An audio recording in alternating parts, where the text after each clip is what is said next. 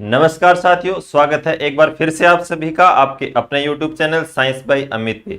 साथियों, अपन लोग अपने इस प्लेटफॉर्म पे साइंस के बारे में पढ़ रहे हैं।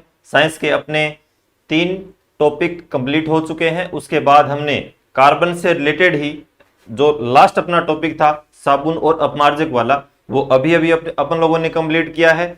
आज हम लोग एक नया चैप्टर स्टार्ट करने वाले हैं। जैसा कि आपको पता है कि आज ही मंत्री जी ने जो है वो रीट भर्ती परीक्षा जो है उसकी घोषणा कर दी है। तो उसकी तैयारी करने वाले जो अभ्यर्थी हैं उन सभी को ऑल द बेस्ट। आपके लिए जो ये महान उत्सव है वो आ गया है, तो अब अपनी तैयारी जो है वो और जोर शोर से शुरू कर देनी चाहिए। तो साथियों, अपन लोग जितना भी यहाँ पे हो पाएगा, यानी कि केमिस्ट्री से रिलेटेड पोर्शन जो है वो मैं आपको पूरा करवाने का प्रयास कर रहा हूँ। और अब से जो है वो आपकी क्लासें थोड़ी जल्दी होंगी, यानी कि जैसे एक आज हो जाएगी एक कल हो जाएगी, तो आपको शायद लगातार क्लासें देखने को मिलेंगी।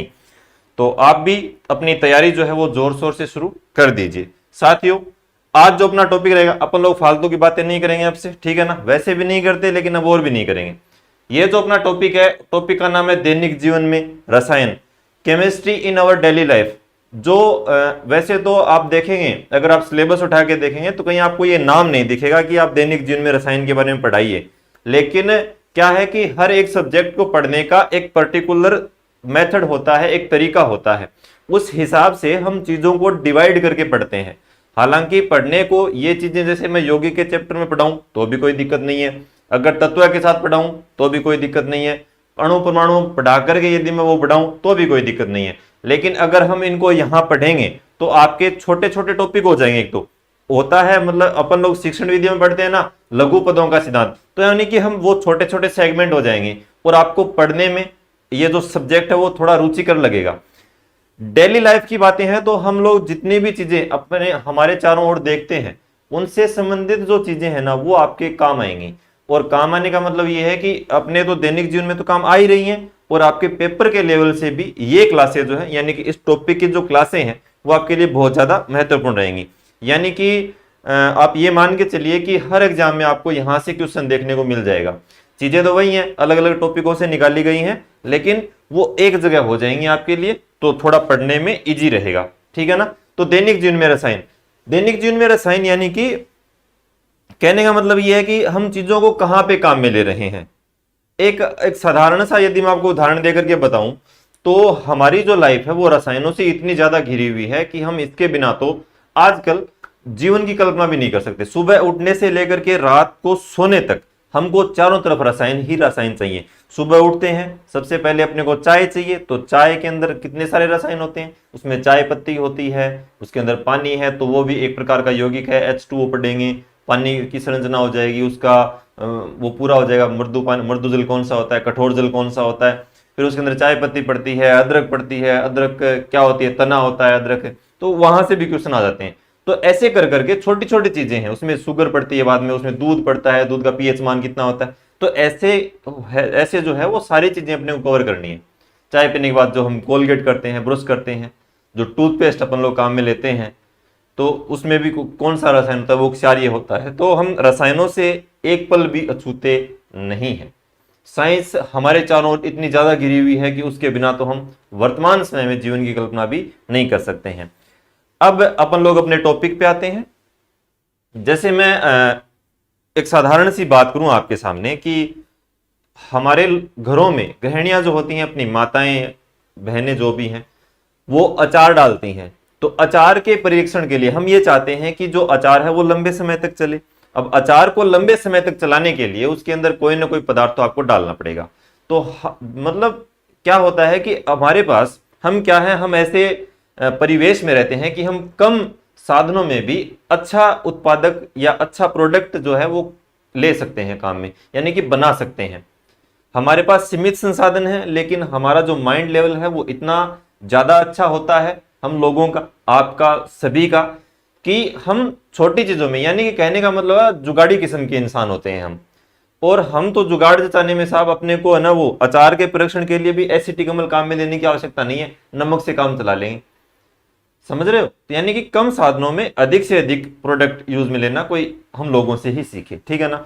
तो अगर मैं एक उदाहरण लेकर के आपको समझाने का प्रयास करूं, तो आप करते हैं अचार बनाते हैं घरों में, वो किसी का अचार हो सकता है, आम का अचार, कैरी का अचार, वो आते हैं ना सरदार शहर वालों का सुप्रसिद्ध अचार। हाँ, तो अचार काम में लेते हैं। अब अचार का आपको क्या करना है, अचार का आपको करना है परिरक्षण। परिरक्षण यानी करना है आपको सुरक्षा। परिरक्षण किससे करना है, तो आपको इसकी जो रक्षा है वो आपको करनी है जीवाणुओं से। जीवाणु कहां पे रहते हैं, वातावरण में रहते हैं, और किसके माध्यम से संपर्क में आएंगे, तो ये वायु के माध्यम से संपर्क में आ जाएंगे। कहने का मतलब ये है कि इसका ऑक्सीडेशन न हो, इसके ये जीवाणुओं के संपर्क में न आए, यानी अब खराब नहीं होना चाहिए। मेन बात ये है, अचार कैसे भी सुरक्षित रहे, ये खराब नहीं होना चाहिए। तो जीवाणुओं से आपको यदि इसकी रक्षा करनी है, तो हमारे पास सीमित संसाधन है, तो हमारे पास दो प्रकार के रसायन होते हैं। एक होता है अपना नमक, और कई लोग शक्कर भी काम में ले लेते हैं। अब शक्कर कहाँ काम में आती है, जैसे आंवले का जो अचार होता है, मुरब्बे का जो अचार होता है, उसके अंदर शक्कर डाली जाती है। तुम कभी देखा तो नहीं डालते हुए, लेकिन डालते ही होंगे, खाया है तो वो मीठा सा लगता ही है। तो नमक है, नमक डालते हैं अलग अलग, जैसे कैरी मिर्च वाले में डालते हैं ना, और ये जो शक्कर वाला है ये शायद डालते होंगे, आंवले का जो अचार होता है उसमें डालते हैं। तो नमक और शक्कर कैसे रक्षा करते हैं, थोड़ा सा इसके बारे में समझ लो ताकि आपकी चीजें क्लियर हो जाएं। प्यारे साथियों, क्या होता है कि अचार के अंदर यदि जीवाणुओं का संक्रमण हो जाए तो अचार डेफिनेटली खराब होगा। खराब होगा तो यानी खराब होने के लक्षण क्या होंगे, तो अचार क्या हो जाएगा प्यारे साथियों, अपघटित हो जाएगा। अचार खट्टा हो जाएगा, ठीक है, यानी कि स्मेल आएगी अचार से, अपघटित हो जाएगा, ऑक्सीकृत हो जाएगा। दो तीन नाम आप लिख सकते हो, कोई ये आपसे पूछेगा नहीं, ये चीजें समझने के लिए है कि अपघटित हो रहा है, खट्टा हो रहा है, इसका मतलब अचार क्या हो गया, खराब हो गया। पूछेगा क्या कि जीवाणुओं का संक्रमण हो गया। अचार को जीवाणुओं के संक्रमण से बचाने के लिए कौन से पदार्थ का उपयोग करते हैं, तो नमक का उपयोग करते हैं। अब आपकी जिज्ञासाएं हैं कि नमक कैसे काम करता है, तो एक दो मिनट के अंदर मैं आपको ये चीजें समझा देता हूं, आपका टाइम भी वेस्ट नहीं होगा। तो आपके पास यहाँ पे क्या है प्यारे साथियों, अचार है। अब ये कौन सा भी हो सकता है, आप अपनी मनपसंद का अचार ले लें। इधर आपके पास है नमक। प्यारे साथियों, नमक को यदि आप किसी भी चीज के अंदर घोलते हो तो आप इस मात्रा में घोलिए कि आपको जो विलयन प्राप्त हो वो कैसा प्राप्त हो जाए, सांद्र प्राप्त हो जाए। मेन शर्त ये होती है कि आपके पास जो विलयन आए, लास्ट में जो आपको विलयन प्राप्त हो वो कैसा होना चाहिए, सांद्र होना चाहिए। प्यारे साथियों, अचार जो होता है वो आप देखेंगे कि एकदम सूखा तो नहीं होता है, कैसा होता है, गीला होता है। कैसा होता है भाई, गीला ही तो होता है अचार, सूखा अचार थोड़ी होता है। सूखा तो फिर आटा ही होता है, उसको फाक लो फिर सीधा सीधे आटे को, ठीक है ना, वही होता है। या फिर सूखी आप हरी मिर्च खा लो, सूखी आप कैरी खा लो, कैरी भी थोड़ी गीली आएगी, सूखने के बाद वो पता नहीं क्या ही बन जाएगा। मिर्च जो है वो हरी मिर्च का ही अचार डलता है, लाल मिर्च हो जाएगी तो वो सूख जाएगी, उसके बाद तो सब्जी के ऊपर छिड़कने के काम आएगी, ठीक है ना। तो देखो गीला होता है, तो जहां पे गीलापन होगा वहां पे क्या आएंगे प्यारे साथी, वहां पे बैक्टीरिया तो आएंगे ही आएंगे। इनको तो बुलाने की भी आवश्यकता नहीं है, बिन बुलाए मेहमान हैं। तो कहां पे, जहां पे भी गीलापन होगा वहां पे क्या आएंगे, बैक्टीरिया आएंगे। अब बैक्टीरिया आ गए। अब प्यारे साथियों, बैक्टीरिया के शरीर के अंदर भी क्या होता है, एक प्रकार का कोई ना कोई द्रव पाया जाता है। क्या पाया जाता है, लिक्विड तो होता ही है। हमारे पास एक ये लिक्विड है, हमारे पास इधर एक दूसरा लिक्विड तैयार हो रहा है। कहां हो रहा है, जीवाणु की बॉडी के अंदर भी एक क्या होता है प्यारे साथियों, लिक्विड होता है। लेकिन अच्छी बात यह है कि इसका जो लिक्विड होता है उसकी जो प्रकृति होती है वो तनु प्रकृति होती है। कैसी प्रकृति होती है, तनु प्रकृति होती है। अब हमारी गृहिणियां साहब बहुत होशियार थी उस टाइम में, उनकी साइंस पढ़ी हुई थी, उन्होंने अपनी क्लास देखी थी, उन्होंने ये देखा था कि भाई साहब ने ये बताया था कि नमक जो है वो उसका जो कैसा विलयन तैयार करना है, सांद्र विलयन तैयार करना है। तो उन्होंने क्या किया, नमक का सांद्र विलयन तैयार किया और कहां डाल दिया, अचार के अंदर डाल दिया। अचार का मैंने नमक ठोक दियो, नमक ठोकता ही और जीवाणु जगह है कट जाएगा, सांद्र नमक के गन जाएगा। तो ये तनु विलयन था, कहां गया, इस सांद्र के पास गया। सांद्र गंजाए वाले भाई जी और किया मैं आ जाऊंगी, वो ना ना है तंदिक मुंह मैं क्यों, यानी कहने का मतलब ये सांद्र है और ये क्या है, तनु है। तो तनु होने के कारण ये इसके अंदर प्रवेश नहीं कर पाता। आगे बोर्ड लगा दिया नो एंट्री, किसका बोर्ड लगा दिया इसने, आगे बोर्ड लगा दिया नो एंट्री। हेलो साहब, तो इसने अपनी तैयारी ऐसे ही कर ली। आगे बोर्ड किसका लगा हुआ था, नो एंट्री का लगा हुआ था। कहने का मतलब ये है, ये इसको खराब नहीं कर पाएगा। दूसरा जो था वो क्या था, अपना शक्कर वाला था। शक्कर का जो लिक्विड होता है, इससे जो द्रव बनेगा, उसका जो परासरण दाब होता है,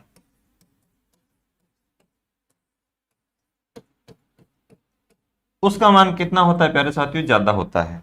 शक्कर का जो द्रव होता है, उसका जो परासरण दाब होता है वो कैसा होता है, ज्यादा होता है। उधर वही बात, उधर वही बैक्टीरिया बनेंगे आपके, क्या बनेंगे उधर, वही बैक्टीरिया फिर से बनेंगे, वही बैक्टीरिया फिर से बनेंगे। और इनके अंदर भी क्या होगा, मैंने बताया था द्रव तो पाया जाएगा, जब बैक्टीरिया की बॉडी के अंदर द्रव पाया जाएगा। इसका भी क्या होगा प्यारे साथियों, परासरण दाब होगा।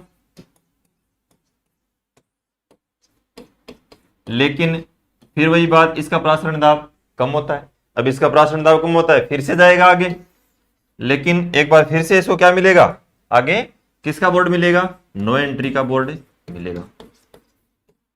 समझ रहे हो बात को? कहने का मतलब ये है, अचार अपना क्या रहेगा, सुरक्षित रहेगा। किसके माध्यम से, नमक और शक्कर के माध्यम से। ऐसे ही बहुत सारे रसायन हैं प्यारे साथियों, ये नमक भी है, शक्कर भी है, मीठा सोडा है, धोने का सोडा है, AgBr है, AgNO3 है, AgI है, बहुत सारे यौगिक हैं। हम एक एक करके सभी के बारे में विस्तृत चर्चा करेंगे। डेफिनेटली आपको यहां से एग्जाम के अंदर क्वेश्चन देखने को मिलेगा, चाहे वो कोई भी एग्जाम हो। और अपनी जो टेस्ट सीरीज चल रही है, या सॉरी जो चलेगी आगे, उस टेस्ट सीरीज के अंदर भी यहां से आपको क्वेश्चन देखने को मिलेगा। तो आप क्लास के अंदर जुड़े रहिए और क्लास का आनंद लीजिए, आराम से बैठे बैठे पढ़िए। देखो साहब, पहला रसायन, अब आप यहां से लिखना स्टार्ट कर सकते हैं। वो जो चीजें थी वो आपको समझाने के लिए थी, वहां से लिखने की आवश्यकता नहीं है। पहला जो आपका रसायन रहेगा वो रहेगा प्यारे साथियों आपका फेवरेट NaCl। NaCl है ये, ठीक है ना। N बड़ा आएगा, A छोटा आएगा, C बड़ा आएगा, L छोटा आएगा। थोड़ा सा ध्यान रखना है, ऐसे भी आपको लिखने के बारे में थोड़ा सा पता होना चाहिए कि प्रतीक प्रणाली जो है वो इस प्रकार से लिखी जाती है। कहीं पर भी आपको ये दिखाओ, ऐसे लिखा हुआ नहीं मिलेगा, ठीक है ना। ऐसे लिखा हुआ आपको कहीं पर भी नहीं मिलेगा, हमेशा आपको यूं ही दिखेगा, Na और C बड़ा तो ये L छोटा, इस टाइप से देखो। क्योंकि Na क्या है प्यारे साथियों, मैंने बहुत बार बताया है, बार बार बताता हूं, इसका लैटिन नाम होता है नेट्रियम।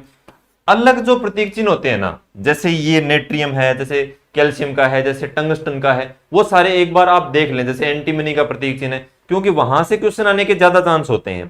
थोड़ी जो अलग चीज दिखती है ना, हमेशा वहां से क्वेश्चन आते हैं जो थोड़ा सा अलग दिखे, और आपको उन चीजों को समझते जाना है और उन चीजों को आप कवर करते जाइए साथ साथ में। जैसे मैं यहाँ पे जैसे जैसे आ रही हैं चीजें, वैसे मैं आपको बता भी रहा हूं, तो एक साथ नहीं लिख करके यदि आप इनको अलग अलग भी पढ़ते हैं ना, तो भी थोड़ा इजी रहेगा अपने लिए, ठीक है ना। इसका लैटिन नाम होता है नेट्रियम, वो आप अलग जगह पे लिख लेना। हम लोग एक बार के लिए NaCl की चर्चा करते हैं। NaCl के अंदर देखो प्यारे साथियों, दो चीजें हैं। एक होता है इसका साधारण नाम, ठीक है ना, और एक होता है प्यारे साथियों इसका रासायनिक नाम।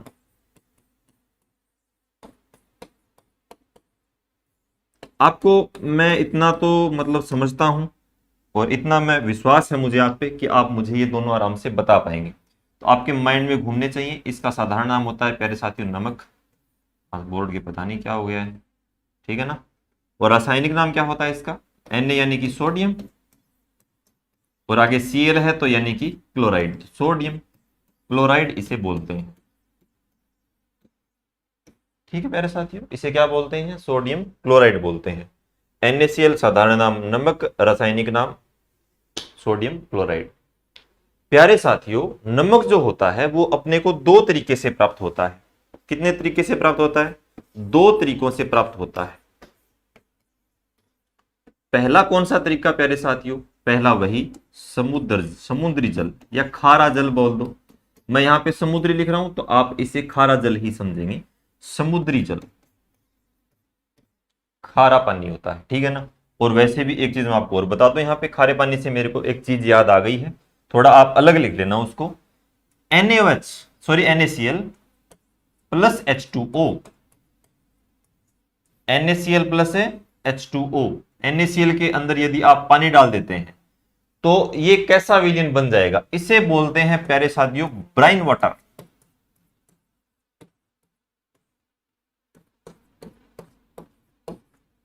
ठीक है ना। क्या बोलते हैं? ब्राइन वाटर बोलते हैं, ब्राइन जल बोलते हैं, ब्राइन वाटर बोलते हैं। ब्राइन का मतलब खारा पानी बोलते हैं, ठीक है ना। तो कई बार हमारा ये नाम सुना हुआ नहीं होता है और हम कंफ्यूज हो जाते हैं कि यार पता नहीं क्या पूछ लिया, सर ने तो कभी बताया नहीं, अपने को गुमराह कर रहा था वो, और ही और चीजें बता रहा था, क्वेश्चन आए यहाँ से। तो आप मेरे को डांटो नहीं, आप मेरे को गाली न निकालो, इसलिए ये चीज एक तरफ साइड में कहीं पर भी लिख लेना। वैसे भी NaCl का जिक्र हो रहा है तो आप इसके अंदर ये चीज आराम से लिख सकते हैं कहीं पर भी, ओके। या फिर इसके जस्ट नीचे ये लिख लेना ब्राइन वाटर, ओके। फिर ये लिख लेना नीचे, दो तरीकों से बनता है, एक बनता है समुद्री जल से और एक अपने को प्राप्त होता है प्यारे साथियों चट्टानों से।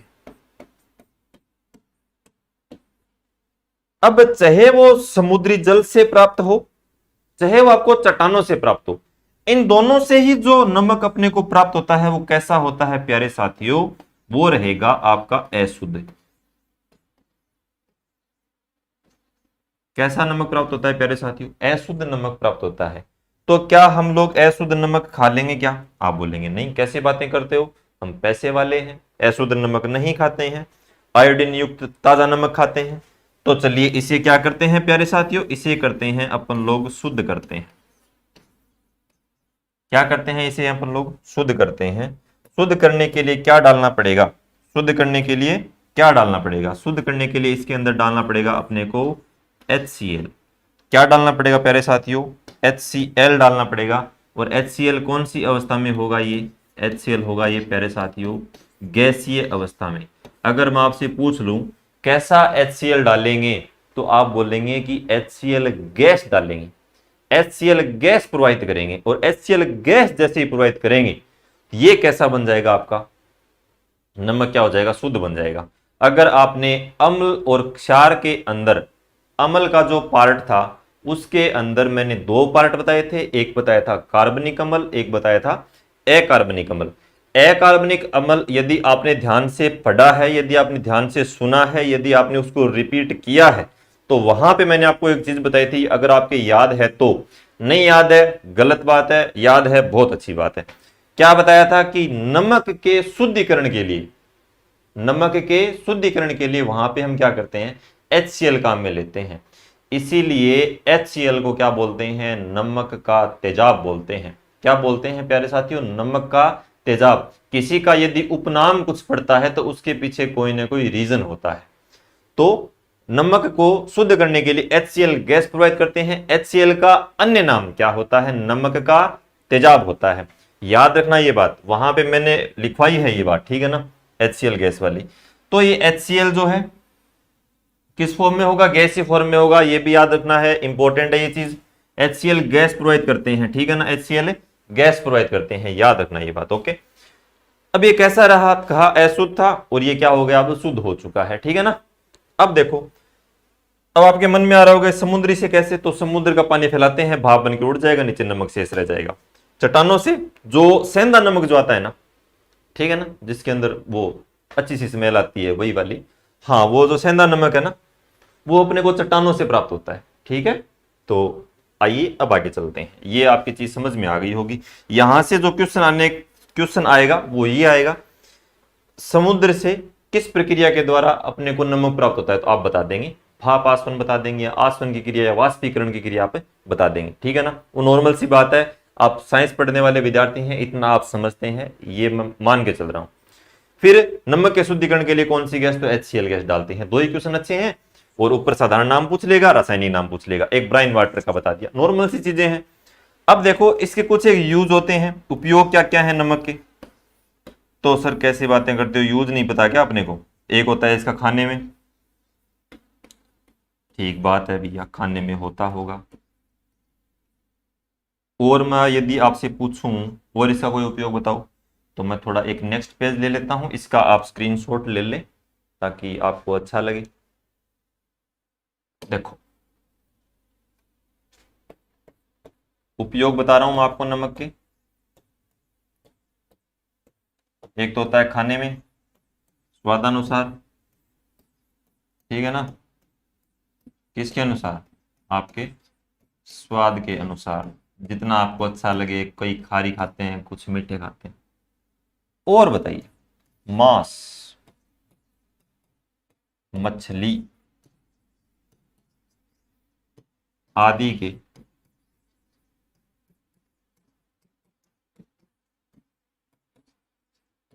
परिरक्षण में ये काम आता है, मांस मछली आदि के परिरक्षण में ये काम आता है, ठीक है ना। और देखिए जमाव बिंदु बनाने में, क्या बनाने में, जमाव बिंदु बनाने में काम आता है। आगे लिख लेना, जमाव बिंदु बनाने में। जमाव बिंदु मतलब समझ गए ना, जो बर्फ फैक्ट्री होती है ना अपनी, ठीक है, बर्फ फैक्ट्री में काम आता है, इसलिए इसको ऐसा बोलते हैं। बर्फ फैक्ट्री का मतलब यह है कि पानी के साथ मिलाते हैं ताकि बर्फ देरी से पिघले, ठीक है ना, ताकि बर्फ देरी से पिघले, ओके, बर्फ फैक्ट्री में डालते हैं। और कोई उपयोग यदि आपकी याद आ रहा है तो आप बताइए अपने को, ठीक है। मांस मछली आदि के परीक्षण जमाव बिंदु बनाने में बर्फ फैक्ट्री में इसका उपयोग हो ही गया। और तो इसका क्या उपयोग होगा, हड्डियों को गलाने में काम आ जाता है। जैसे कोई पशु मर जाए तो उसके साथ डाल देते हैं, नमक वगैरह डालते हैं ना अपने यहाँ पे, जैसे गांव में कोई सांड वगैरह मर जाए तो उसके पीछे ऊपर नमक डाल देते हैं, ठीक है ना, तो वो उस हड्डियों को गलाने के लिए भी ये काम आता है। तो हड्डियों को गलाने के लिए आप एक ये भी लिख सकते हैं,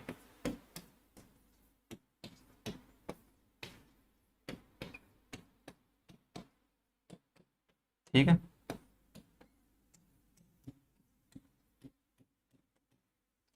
अब हमारा जो आंसू होता है, आंख से छलका आंसू, जा टपका, डॉट डॉट डॉट डॉट, तो उसमें उसके अंदर भी क्या पाया जाता है, नमक पाया जाता है। कई बार क्या होता था बचपन में, ये जब हम रोते थे तो अपनी आंख से ना यहाँ से आंसू टपक के और मुंह में ऐसे ऐसे कर लेते थे ना, तो आपने जीभ को कभी टेस्ट किया होगा। सब रोए हुए हैं, कोई ऐसा भला आदमी नहीं है जिसने मार ना खाई हो, सबकी मार खाई हुई है, मार खाई है तो रोए हुए भी होंगे। माँ के हाथ की मार, पापा के हाथ की मार सबने खाई है। तो आंख से छलक के जो आंसू है वो कभी आपके होठों से होकर के आपकी जीभ से टकराया होगा, तो आपको उसका स्वाद अनुभव हुआ होगा कि कैसा स्वाद होता है। तो उसका जो स्वाद होता है वो कैसा होता है, थोड़ा थोड़ा नमकीन सा होता है ना। वो नमकीन किसके कारण होता है, आंसू जो होता है उसके अंदर नमक की मात्रा पाई जाती है। अब कहीं ऐसा मत कर लेना कि आंख के अंदर नमक कम हो गया, आंख खोलो नमक डाल लो, आंखें फूट जाएंगी, ठीक है ना। ऐसा मत कर लेना कि यार आजकल तो आंसू थोड़ा चरको कम हो रही है, ऐ ना कर लियो, ठीक है। नहीं तो आंसू के अंदर भी ये पाया जाता है। तो आंसू नमकीन किसके कारण होता है, तो वो नमक के कारण होता है, ठीक है ना। अब अपन लोग आगे चले, इसका स्क्रीनशॉट ले लो आप, ये मैं काट देता हूं यहीं पे, और ले लेते हैं फिर कोई ना कोई अपन लोग। नमक आपका कंप्लीट हो गया भैया, ठीक है ना। अब हम पढ़ते हैं मीठा सोडा, पढ़ ले। तो मैं आपको बता देता हूं, ए छोटा आएगा, एच बड़ा लिखना है, सी भी बड़ा लिखना है, लेकिन ओ भी क्या लिखेंगे आप, बड़ा लिखेंगे, और 3 ये है सोडियम बाइकार्बोनेट। देखो Na छोटा है, H बड़ा है, C बड़ा है, O बड़ा है, ठीक है ना। आप इन चीजों को समझेंगे। और हाँ, आगे जो अपना नेक्स्ट जो अपना चैप्टर रहेगा ना, यौगिक वाला, जो अणु परमाणु वाला जो भी चैप्टर रहेगा अपना, उसके अंदर देखो हम इसके अणु भार निकालने सीखेंगे अलग अलग। एक बार के लिए मैं आपको तत्वों के बारे में भी पढ़ाऊंगा, हाइड्रोजन क्या होता है, ये कार्बन क्या होता है, ऑक्सीजन क्या होता है, Na क्या होता है, इनका मैं आपको परमाणु जो भार है वो बताऊंगा, परमाणु क्रमांक बताऊंगा। और वहां से हम यौगिक का चैप्टर स्टार्ट करेंगे, वहां पे हम इनका अनुपात निकालना सीखेंगे, वहां पे हम इनका अणुभार निकालना सीखेंगे। तो सारी चीजें धीरे धीरे आएंगी, आप पेशेंस रखिए, और जितना जल्दी हो सका उतनी आपकी जो क्लासें हैं वो चलती रहेंगी। तो आप तो टेंशन लो ही मत इस सब्जेक्ट की, तो ठीक है ना। देख, 2-3 चीजें हैं, कौन कौन सी हैं प्यारे साथी। एक होता है वही बात, एक होता है इसका साधारण नाम, एक तो वह मान लो गर्गो नाम, और एक वह स्कूलर नाम। कौन सो है साधारण नाम, कौन सो है प्यारे साथी। इसका साधारण नाम होता है मीठा सोडा। ये सोडा है, कैसा है, ये मीठा है, ठीक है ना। इसी को बोलते हैं बेकिंग सोडा। अरे क्या बोलते हैं, बेकिंग सोडा, ठीक है, ओके। अब देखो, इसका एक होता है रासायनिक नाम, ये रासायनिक है और ये नाम है, ठीक है। क्या होता है, Na यानी कि सोडियम। जहां पे भी आपको सिंगल H दिखाई दे, H यदि आपको अकेला दिखाई दे, इसका मतलब उसके पास है बाई। उसके पास क्या है, बाई है। अकेला H कहीं पर भी दिखाई दे तो इसका मतलब बीच में कौन आएगी, बाई आएगी, ठीक है ना। ये बिना बाई वाला नहीं है, सोडियम बाई। CO3 यानी कि कार्बोनेट। प्यारे साथियों, अगर आप यहां पे ये पूछना चाहें कि यदि यहां पे सर हम C बड़ा लिखते, O छोटा लिख देते और ये 3 लगा देते तो क्या हो जाता, तो ये आपका प्यारे साथियों कोबाल्ट बन जाता। CO, CO कोबाल्ट बन जाएगा। CO कार्बन मोनोऑक्साइड बन जाएगा। CO2 कार्बन डाइऑक्साइड बन जाएगा। CO3 कार्बोनेट बन जाएगा। समझ रहे हो चीजों को। ये CO कोबाल्ट बन जाएगा। ये टेस्ट सीरीज में आपको कहीं ना कहीं पे देखने को मिलेगा। मैं आपको बता रहा हूं, देखो पेपर लीक कर रहा हूं मैं आपके लिए, ठीक है ना।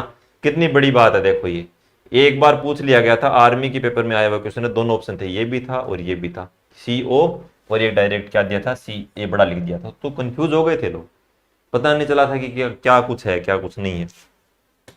आप नहीं होगे रे, आप तो बड़े समझदार आदमी हो, आप तो बहुत मतलब टैलेंटेड हो, आप कैसे हो सकते हो।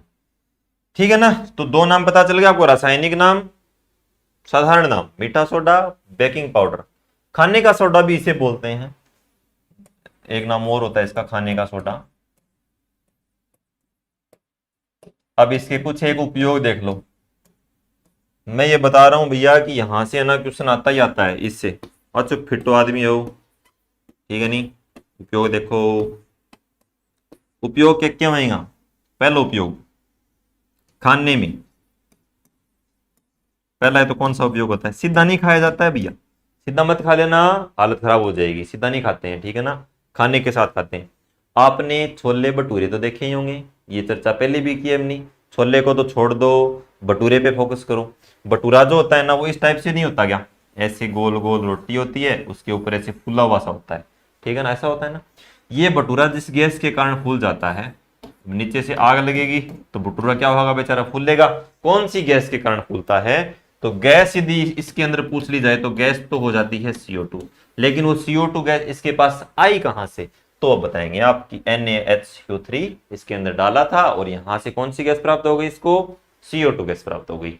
तो भटूरा किसके कारण फूल जाता है, तो आप बताएंगे कि CO2 के कारण फूल जाता है। और उसके अंदर क्या डालते हैं, तो मैं यहां पे लिख देता हूं कि भटूरे में डाला जाता है। ओके, नेक्स्ट इसका एक उपयोग होता है प्यारे साथियों अग्निशमन यंत्र में। ये अग्निशमन यंत्र जो है ना प्यारे साथियों, दोबारा नाम आया है, एक बार पहले भी आया है, अगर आपके ध्यान में है तो। अगर आपके ध्यान में है तो ये एक बार नाम पहले भी आया है प्यारे साथियों। कहां पे आया है, आप थोड़ा रिवाइंड करने का प्रयास करें, कहां पे आया था ये नाम, अग्निशमन यंत्र नाम कहां पे आया था, CO2 गैस में आया था। कि CO2 गैस कौन से यंत्र से निकलती है, अग्निशमन यंत्र से निकलती है। निकलने का कारण क्या है, कहां से निकलती है, तो आप बताएंगे कि उसके अंदर क्या डालते हैं, NaHCO3 डालते हैं। यहां से एसिड के साथ अभिक्रिया करके और कौन सी गैस देती है अपने को, कौन सी गैस देती है, CO2 गैस देती है। एक जगह नाम और आएगा, मैं वहां पे ये चीजें आपको फिर से रिमाइंड कराऊंगा कि अग्निशमन यंत्र नाम तीसरी बार आया है। आगे आप वेट करते जाइए, आप तो बस पेशेंस रखो, आप चीजों को कवर करते जाओ, आपकी सारी चीजें क्लियर हो जाएंगी। अग्निशमन यंत्र में भी क्या आता है, ये काम आता है। और कोई आपके यदि ध्यान में हो, इनो, काम शुरू सिर्फ है 6 सेकंड में इनो बनाने में। अब इनो क्या काम आता है, आप भली भांति परिचित हैं भाई, और नहीं परिचित हैं तो आप एसिड और बेस वाली क्लास देख के आए, अगर नहीं देखी है तो। अगर देख ली है फिर भी याद नहीं है तो इसका मतलब भैया हालत खराब है, कोई ना कोई डोरो डांडो करनो पड़सी बात गमाइन, कोई ताबीज बना के थान जाना, चिंता करनी आवश्यकता को नहीं, आप बमण आदमी डोर डर बना देना, ठीक है ना। हाँ, पूछते नहीं धंधो आप बोनी छोड़ना चाहिए। हाँ, तो वापस आओ, खाने में, भटूरे में, अग्निशमन यंत्रों में और इनो बनाने में भी इसका उपयोग किया जाता है, ठीक है ना। और कोई थार ध्यान में हो तो बता दो। एक चीज और ध्यान में हो थोड़ी सी, सोडा बाई कार्ब औषधि, सोडा, हालांकि इनो लिख दिया तो ये इसके अंदर ही आ गया, सोडा बाई कार्ब औषधि। तो कई बार क्या होता है, अपने को एक अलग सा नाम दिख जाता है ना तो हम थोड़ा सा घबरा जाते हैं कि यार ये क्या पूछ लिया, तो आपको घबराना तो है ही नहीं। सोडा बाई कार्ब औषधि बनाने में तो सोडा आपको दिखाई दे रहा है, बाई, अरे बाई आरी, बाई आरी कट गई आरी, अरे भाई एक एच है, सोडा बाई कार्ब, तो कार्ब तो लिख ही दियो, आगे औषधि नेट ही तो टाइप है, तो नेट हटा दिया, आगे क्या लगा दिया, औषधि लगा दिया। आप समझ जाएंगे चीजों को। एक चीज मैं आपको और बता दूं थोड़ी सी, अगर ये मैं आपसे पूछूं कि ये जल के अंदर कैसा होता है, यानी कि आप ये थोड़ा सा इसको देखना, जल के अंदर, जल के डायरेक्ट जल के अंदर कम विलय होता है।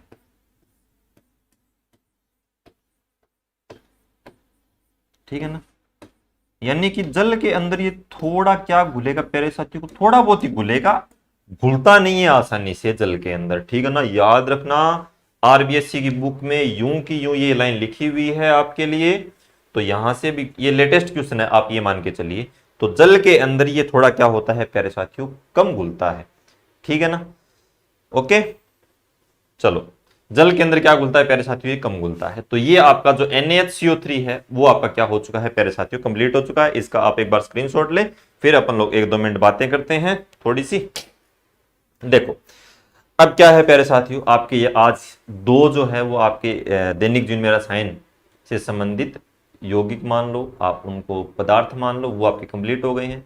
कल अपन लोग आप दो तो आज कर लिए, थोड़ी अपनी चर्चा पहले हो चुकी थी, थोड़ा परीक्षण के बारे में पढ़ा था। कल जो है हम लोग विस्तृत चर्चा रहेगी अपनी इसी चैप्टर के ऊपर। कुछ एक जैसे Na2CO3 है, जैसे AgBr है, फिटकड़ी के बारे में पढ़ेंगे, जैसे पोटेशियम परमैंगनेट के बारे में पढ़ेंगे आगे हम।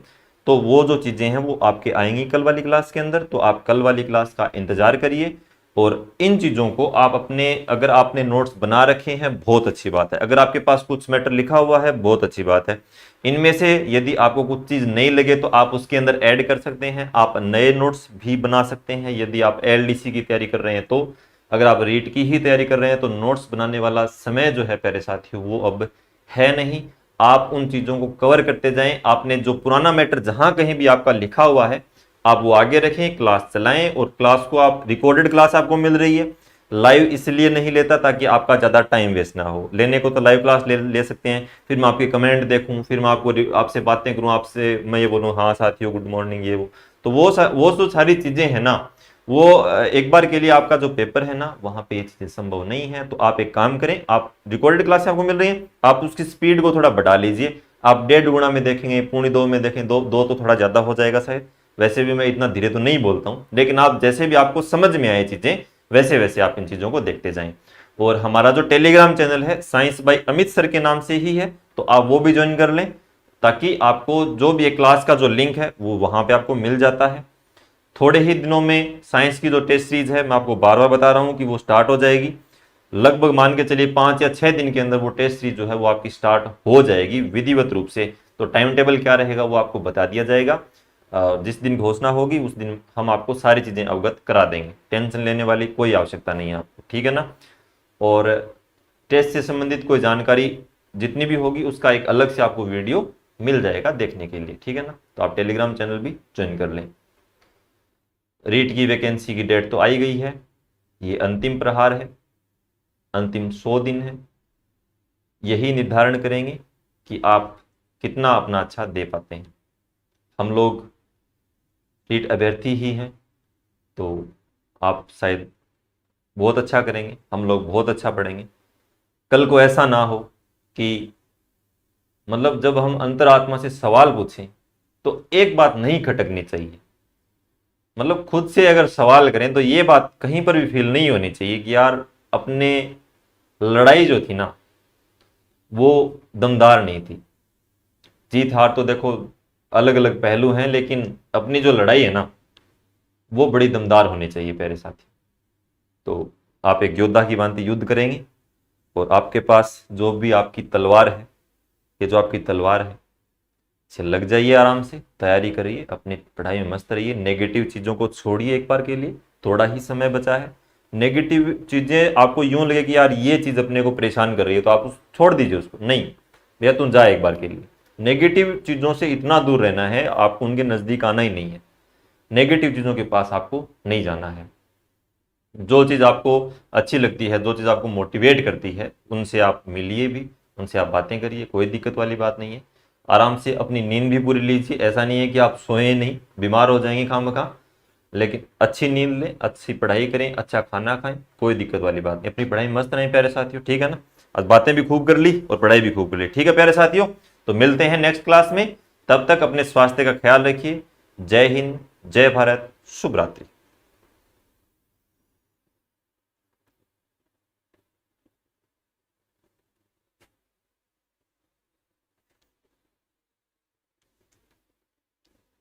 राधे कृष्णा, राधे कृष्णा, कृष्णा कृष्णा, हरे हरे।